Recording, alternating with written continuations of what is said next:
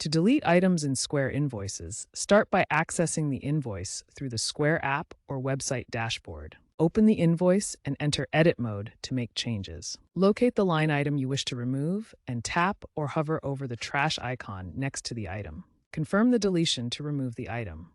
Square Invoices automatically recalculates the total, taxes, and discounts after the item is removed. Note that deletions are simple for unsent invoices.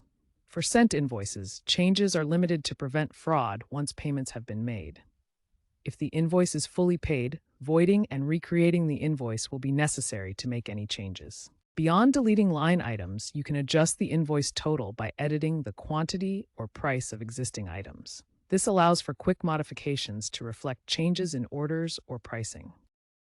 Use the Add Item or Adjust Total options to insert additional fees, discounts, or new line items. This provides flexibility for custom charges or promotions. Keep in mind that changes are restricted after an invoice is fully paid. This immutability ensures transaction integrity and prevents unauthorized modifications. Square logs all edits for accountability, creating an audit trail. Deletions are only fully reversible in draft states, promoting careful review before sending. For developers, automate deletions using Square's Invoices API with the Delete endpoint.